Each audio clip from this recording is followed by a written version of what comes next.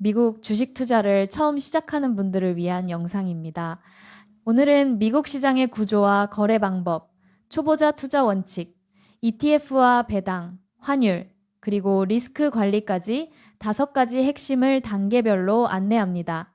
이 영상은 복잡한 용어를 쉽게 풀어 설명하고 실제 투자 행동으로 연결할 수 있도록 실전 팁을 제공합니다.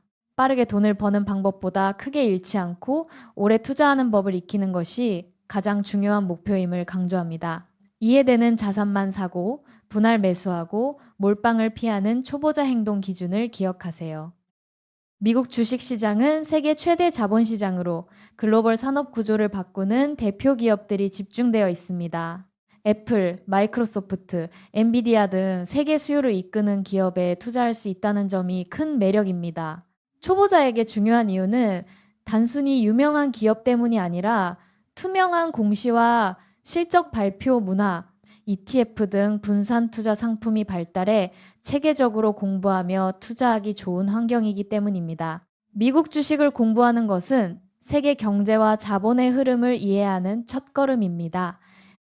주식은 기업의 소유권을 잘게 나눈 조각입니다. 한 주를 산다는 것은 그 회사의 아주 작은 일부를 보유한다는 뜻이며 기업이 성장하면 주가 상승으로 이익을 볼 수 있습니다. 어떤 기업은 이익의 일부를 배당으로 나눠주기도 하죠. 주식 투자 수익은 주가 상승과 배당이라는 두 축으로 이해할 수 있습니다. 하지만 주가에는 기업 실적뿐 아니라 시장 기대와 투자 심리가 함께 반영되므로 좋은 회사와 지금 비싼가 싼가를 함께 생각해야 합니다.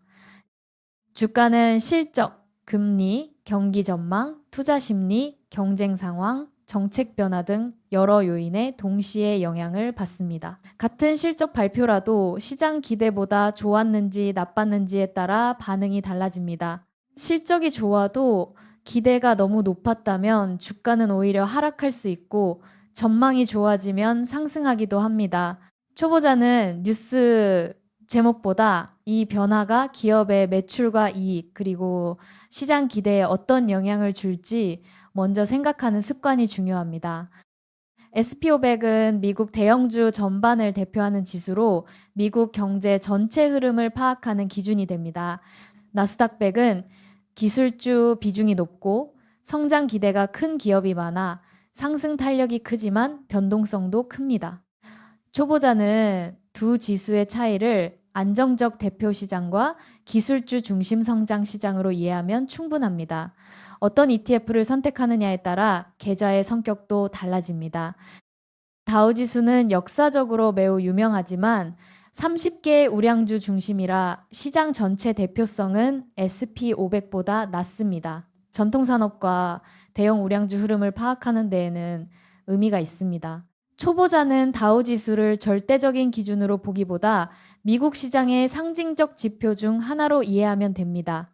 실제 투자 관점에서는 다우지수 하나보다 SP500, 나스닥, 금리, 달러 흐름을 함께 보는 편이 더 실용적입니다. 성장주는 현재 이익보다 미래 성장 기대가 중요한 기업입니다. 기술, 플랫폼, AI, 바이오처럼 앞으로 빠르게 커질 가능성에 투자하는 경우가 많습니다. 가치주는 현재 이익, 자산, 현금 흐름이 안정적이고 가격이 저평가된 기업을 말합니다. 전통산업, 금융, 에너지에서 자주 볼 수 있습니다. 금리 환경과 경기 국면, 시장 선호에 따라 강한 시기가 바뀌므로 한쪽만 맹신하지 않는 태도가 중요합니다. 대형주는 시장 지배력이 높아 정보 접근성과 유동성이 좋고 상대적으로 안정적입니다. 초보자가 처음 접하기에 부담이 적습니다. 중소형주는 성장 여지가 더 크지만 정보가 덜 알려져 있고 변동성도 큽니다. 작은 이슈에도 가격이 크게 흔들릴 수 있습니다. 처음에는 대형주나 대형주 중심 ETF를 중심축으로 삼고 중소형주는 공부가 쌓인 뒤 일부만 경험하는 방식이 더 무난합니다. 기업을 볼 때 가장 먼저 확인할 숫자는 매출과 이익입니다. 매출은 얼마나 팔았는지, 이익은 실제로 얼마나 남았는지를 보여줍니다. 매출이 늘어도 비용이 많이 들면 이익이 줄 수 있기 때문에 둘을 함께 봐야 합니다. 시장은 현재 실적뿐 아니라 다음 분기와 다음 해 전망까지 반영합니다. 초보자는 최근 몇 분기 동안 매출이 늘고 있는지, 이익이 흑자인지, 시장 예상보다 나은지를 먼저 보는 습관을 들이면 충분합니다. EPS는 주당 순이익으로 회사가 벌어들인 이익을 주식수로 나눈 값입니다. PER은 주가를 EPS로 나눈 값으로 현재 가격이 이익 대비 어느 정도 수준인지 보여줍니다. PBR은 주가를 순자산과 비교하는 지표입니다. 이 금융주나 자산 가치가 중요한 업종에서 참고할 때가 많습니다. 숫자 자체가 답이 아니라 성장성이 큰 회사는 PER이 높아도 정당화될 수 있고 사양 산업은 PER이 낮아도 매력이 적을 수 있습니다. 호재는 기업 가치에 긍정적인 영향을 줄 수 있는 소식이고 악재는 반대입니다. 실적 서프라이즈, 비용 절감, 신제품 성공은 호재가 될 수 있습니다. 반면 규제 강화, 실적 부진, 경쟁 심화, 경영진 리스크는 악재가 될 수 있습니다. 뉴스 한 줄만 보고 바로 매수나 매도를 결정하는 것은 위험합니다. 그 뉴스가 일회성인지 실적에 실제 영향을 주는지 이미 주가에 반영되었는지를 구분하는 것이 중요합니다.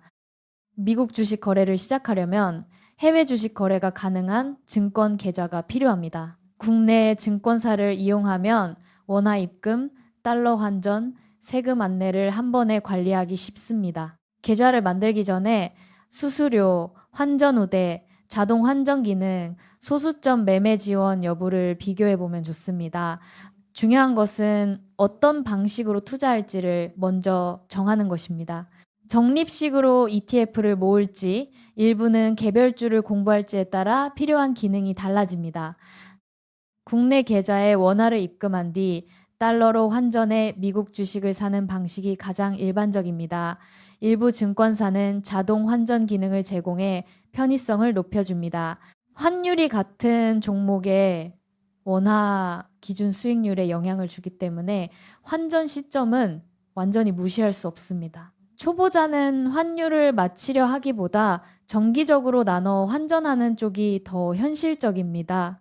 분산 환전은 심리 부담을 줄여줍니다.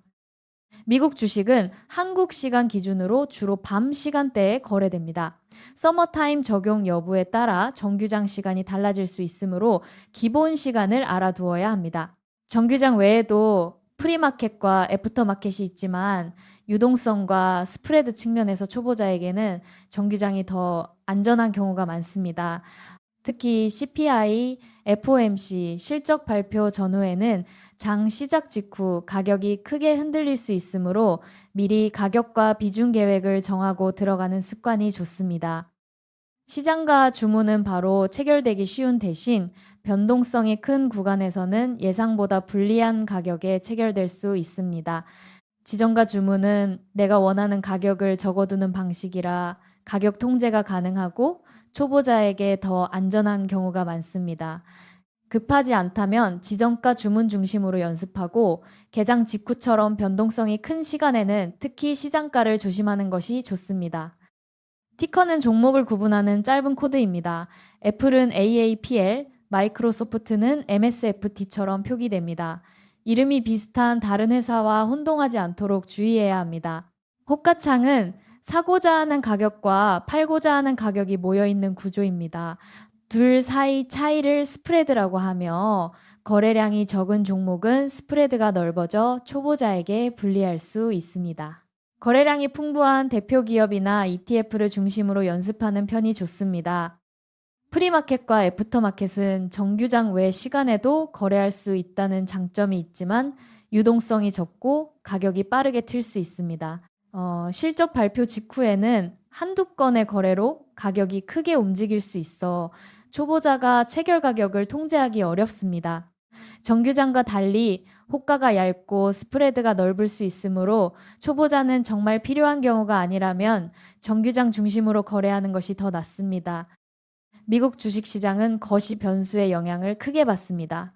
CPI, PPI, 고용지표, GDP, FOMC는 시장 전체 방향에 영향을 줍니다. 개별 종목은 실적 발표 전후로 크게 움직일 수 있습니다. 실적이 예상보다 좋아도 가이던스가 약하면 하락할 수 있고 반대로 숫자가 평범해도 향후 전망이 좋으면 오르기도 합니다. 중요한 일정 전날과 당일에는 충동 매매를 줄이고 보유 종목 이유를 다시 확인하는 것이 좋습니다. 미국 주식 투자에서는 매매 수수료뿐 아니라 환전 스프레드, 배당 원천 징수, 기타 비용도 함께 봐야 합니다. 작은 비용처럼 보여도 장기 투자에서는 누적 효과가 큽니다. 잦은 매매는 수수료와 세금을 통해 계좌를 생각보다 많이 깎아먹습니다. 좋은 종목 찾기 못지않게 쓸데없는 거래 줄이기가 실제 수익률 관리에 중요하다는 점을 기억해야 합니다. 증권사 앱에는 수많은 숫자가 나오지만 초보자가 우선 볼 것은 몇 가지로 압축할 수 있습니다. 종목명과 티커, 현재가 시가총액, 차트, 최근 실적, 배당 정보, 최근 뉴스 정도면 충분합니다. 모든 지표를 한 번에 이해하려 하면 오히려 판단이 흐려질 수 있습니다. 매수 전에 왜 이 종목을 사는가를 한 줄로 적는 것이 중요합니다. 이유가 없으면 흔들릴 때 버티기 어렵습니다. 처음으로 SP500 ETF를 산다고 가정해 보겠습니다. 먼저 계좌에 원화를 입금하고 환전 방식과 수수료를 확인합니다. 그 다음 티커를 다시 확인한 뒤 지정가 주문으로 일부만 매수합니다. 한 번에 전액을 넣기보다 적은 금액으로 과정을 익히는 것이 좋습니다. 체결 후에는 수익률 화면만 보지 말고 내가 세운 계획과 실제 행동이 맞았는지부터 점검해야 다음 투자도 안정됩니다. 투자 목표가 없으면 가격이 조금만 흔들려도 기준 없이 행동하게 됩니다. 1년 안에 쓸 돈인지 5년 이상 묵힐 돈인지에 따라 전략이 완전히 달라집니다. 목표는 가능한 한 문장으로 구체화하는 것이 좋습니다.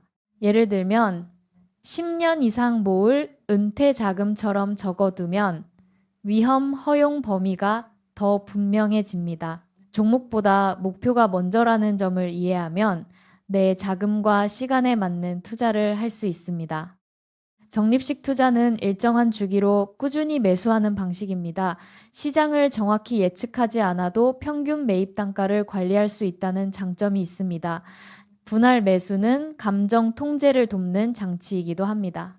올라갈 때 조급함을 줄이고 내려갈 때 공포를 줄여줍니다. 완벽한 저점을 찾으려는 노력보다 정해진 원칙대로 꾸준히 사는 방식이 더 재현 가능성이 높습니다. 복리는 수익이 다시 수익을 만드는 구조입니다. 시간이 길어질수록 효과가 커지기 때문에 잦은 매매보다 괜찮은 자산을 오래 보유하는 편이 유리한 경우가 많습니다. 장기 투자는 단순히 오래 들고 있는 것이 아니라 그 자산을 오래 들고 있을 이유를 이해하고 버티는 과정입니다. 복리는 시간을 필요로 하므로 너무 빨리 결과를 확인하려는 마음이 오히려 성과를 해칠 수 있습니다. 손절은 나쁜 판단을 인정하고 더 큰 손실을 막기 위해 매도하는 것입니다. 반면 버티기는 투자 논리와 가치가 아직 유효하다고 판단해 보유를 유지하는 것입니다. 초보자는 이 둘을 구분하지 못하고 좋은 종목은 조금만 올라가도 팔고 나쁜 종목은 오래 들고 가는 경우가 많습니다. 가격만 보지 말고 처음 산 이유가 아직 유효한지 실적이 구조적으로 훼손되었는지를 묻는 습관이 중요합니다. 유튜브와 커뮤니티에는 매일 추천 종목이 쏟아집니다. 그러나 추천하는 사람과 그 종목을 들고 견뎌야 하는 사람은 다릅니다. 이해 없이 산 종목은 조금만 흔들려도 버티기 어렵고 결국 가장 불리한 시점에 팔 가능성이 큽니다. 남의 아이디어는 참고할 수 있지만 최소한 사업 내용, 최근 실적, 왜 오르거나 내릴 수 있는지는 스스로 정리한 뒤 투자하는 습관이 필요합니다. 한 종목에 자산 대부분을 넣는 몰빵 투자는 크게 성공할 수도 있지만 초보자에게는 생존 확률을 낮추는 전략입니다. 예상치 못한 규제, 실적 쇼크, 경영진 문제, 산업 악화 한 번으로 계좌 전체가 크게 흔들릴 수 있습니다. 초보자에게는 수익 극대화보다 생존이 먼저입니다. 오래 시장에 남아 있어야 경험과 복리의 힘을 누릴 수 있기 때문입니다. 시장은 숫자보다 감정을 흔드는 장소입니다. 급등하면 놓칠까봐 사고, 급락하면 더 떨어질까봐 파는 행동이 반복됩니다. 초보자는 실력보다도 감정 관리가 성과에 더 큰 영향을 주는 경우가 많습니다. 투자일지, 매수 기준표, 정해진 매수일은 감정의 개입을 줄여줍니다. 행동을 시스템화하면 판단 속도를 일부러 늦출 수 있고 이것이 충동 매매를 줄이는 가장 실용적인 방법입니다. 현금은 아무 수익도 안 나는 돈처럼 보일 수 있지만 투자에서는 심리적 안정과 기회자금이라는 두 가지 역할을 합니다. 시장이 급락했을 때 전혀 대응할 수 없는 사람보다 일정 현금을 보유한 사람이 훨씬 침착하게 계획을 유지하기 쉽습니다. 100% 투자 상태가 멋져 보일 수 있지만 실제로는 현금이 있어야 좋은 가격이 왔을 때 추가 매수 기회를 살릴 수 있습니다. 좋은 투자는 화려한 종목보다 좋은 질문에서 시작합니다. 이 회사가 무엇을 하는지, 왜 지금 사고 싶은지, ETF가 더 적합하지는 않은지 먼저 물어야 합니다. 비중은 전체 자산의 몇 %인지, 얼마가 빠져도 유지할 수 있는지, 얼마나 오래 들고 갈지를 적어보면 충동이 줄어듭니다. 체크리스트는 매수 속도를 늦춰줍니다. 초보자에게 느린 의사결정은 대개 좋은 방어 수단입니다. 초보자에게 가장 중요한 원칙은 복잡한 기법이 아니라 목표 설정, 분할 매수, 장기 관점, 몰빵 금지, 감정 통제입니다. 이 원칙들은 지루해 보이지만 실제로 계좌를 지키는 힘은 대부분 여기에서 나옵니다. 시장이 좋을 때보다 나쁠 때 더 가치가 드러나는 것이 원칙입니다. 급락장에서 흔들리지 않기 위해 평소에 기준을 만들어 두어야 합니다. ETF는 여러 종목을 한 번에 담은 바구니 같은 상품입니다. 한 종목의 실패 위험을 낮추고 시장 전체나 특정 섹터에 손쉽게 투자할 수 있습니다. SP500 ETF처럼 대표 지수를 추종하는 상품은 개별 종목 분석 부담을 크게 줄여줍니다. 초보자에게 중요한 것은 높은 수익률보다 큰 실수를 피하는 것인데 ETF는 그 목적에 매우 잘 맞는 도구입니다. 지수 ETF는 시장 전체 혹은 대표 지수를 추종합니다. SP500 ETF, 나스닥 100 ETF가 대표적입니다. 섹터 ETF는 기술, 반도체, 에너지, 헬스케어처럼 특정 산업에 집중합니다. 잘 맞으면 강한 수익을 줄 수 있지만 특정 산업의 부진을 그대로 막기도 쉽습니다. 지수 ETF를 중심으로 시작하고 공부가 쌓인 뒤 일부만 섹터 ETF로 확장하는 편이 더 안정적입니다. ETF 이름만 보고 사면 안 됩니다. 무엇을 추종하는지, 운용 보수는 얼마인지, 거래량과 자산 규모는 충분한지, 분배금 구조는 어떤지를 함께 봐야 합니다. 겉보기에는 비슷한 ETF도 지수 구성과 비용, 운용 방식이 달라 결과가 달라질 수 있습니다. 너무 복잡한 구조를 피하고 이해하기 쉬운 대표 ETF부터 시작하는 것이 좋습니다. 레버리지 ETF는 기초지수 수익률의 2배나 3배를 추구하는 상품입니다. 반대로 인버스 ETF는 하락에 베팅합니다.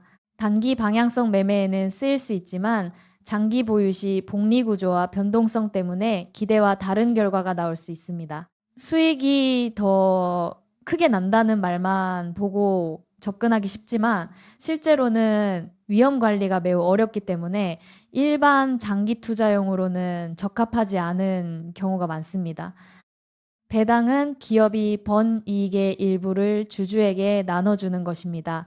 배당을 주는 기업은 현금 흐름이 안정적인 경우가 많아 투자자에게 심리적 안정감을 줄 수 있습니다.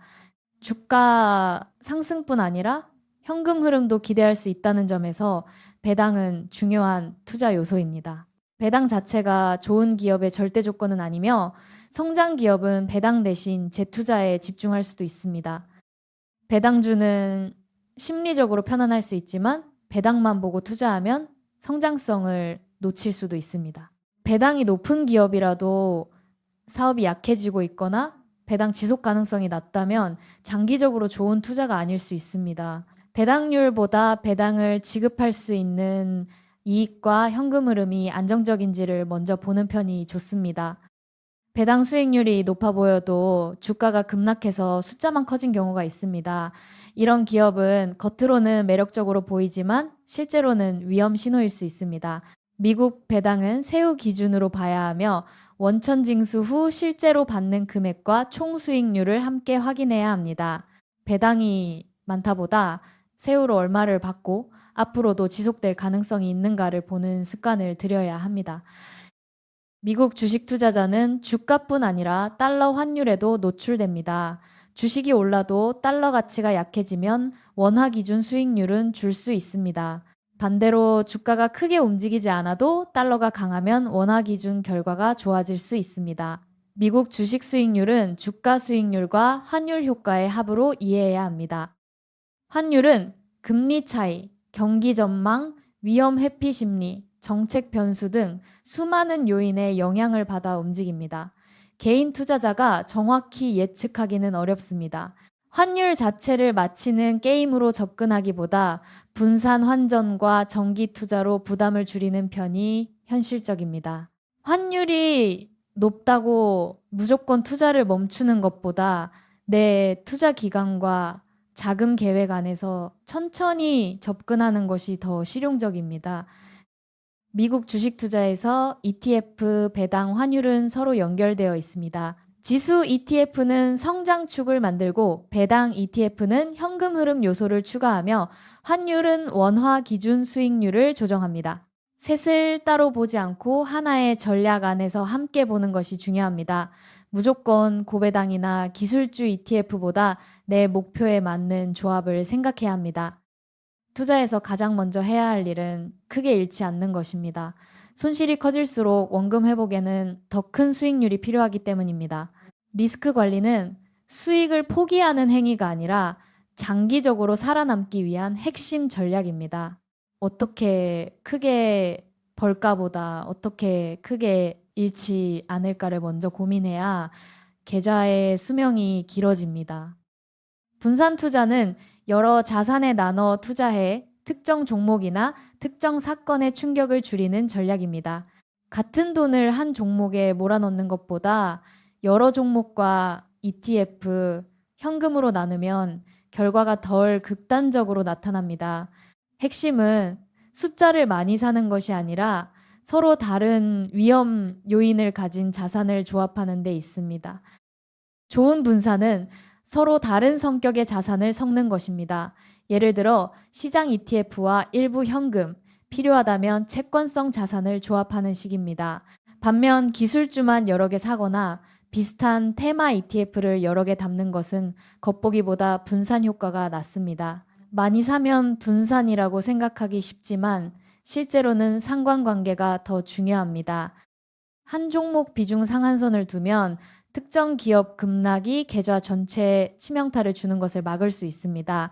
개별 종목은 전체 투자금의 5, 10% 이내로 제한하는 규칙은 초보자에게 현실적인 방어선이 됩니다. 리밸런싱은 처음 정한 자산 비중이 시장 변동으로 흐트러졌을 때 다시 맞추는 작업입니다. 너무 자주 하기보다 6개월이나 1년에 한 번 점검해도 충분합니다. 급락장은 누구에게나 어렵지만 가장 위험한 행동은 공포에 의해 계획을 버리는 것입니다. 생활 자금과 투자 자금이 분리되어 있는지, 보유 자산을 여전히 이해하고 있는지, 추가 매수 여력이 있는지를 먼저 확인해야 합니다. 급락장에서는 예측보다 생존이 중요합니다. 계획이 유효하다면 과잉 반응을 줄이고 구조적으로 문제가 생긴 자산만 냉정하게 다시 봐야 합니다. 아주 단순한 초보자용 포트폴리오는 S&P 500 ETF 중심의 일정 현금을 남기는 구조일 수 있습니다. 조금 더 성장성을 원하면 나스닥 ETF 일부를 추가할 수 있습니다. 안정성을 더 원하면 배당 ETF나 채권성 자산을 일부 섞는 식으로 조정할 수 있습니다. 정답 포트폴리오보다 더 중요한 것은 내가 급락장에서 유지할 수 있는 구조인지입니다. 남이 좋다고 한 조합이라도 내가 못 버티면 좋은 포트폴리오가 아닙니다.